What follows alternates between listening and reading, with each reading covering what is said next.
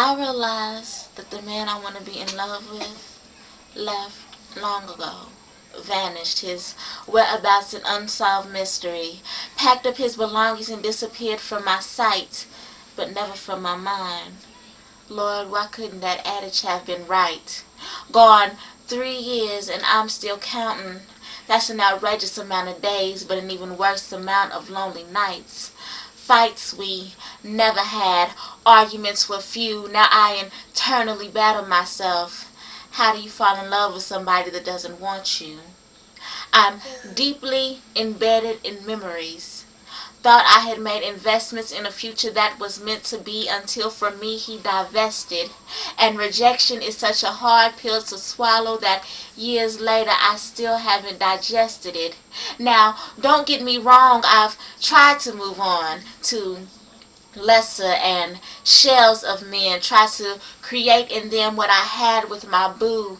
But the truth is, the only thing that I've been able to replicate is the sorrow that I felt on the days after it actually set in that I'd be by myself, and losing all of them isn't equivalent to losing him.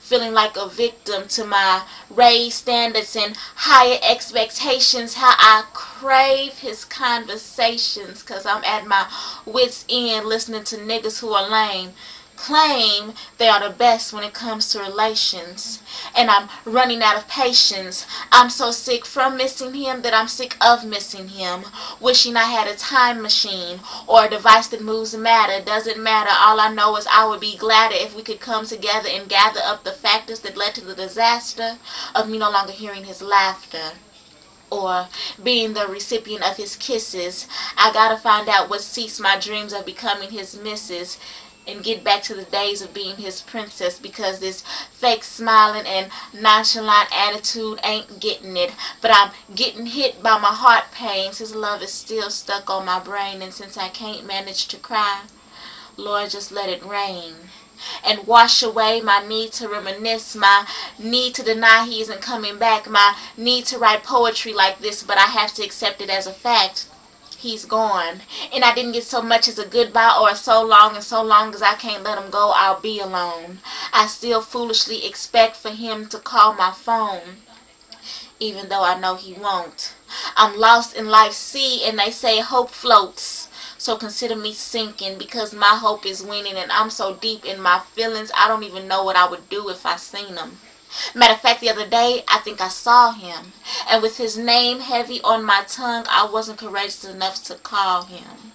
So I just hung my head and did it moving, still concerned if I ever meant anything to him, or had my reverie went awry, feeling shattered like the night sky, endless and cold. I got a lot of questions, but no one to answer them, so I'm fed up with longing unrequitedly and loving without reciprocity, wondering who I got to be to end this atrocity, wishing I could obtain life's remote and hit rewind on the highest speed. I'm in dire need of a vacation from my vocation of waiting.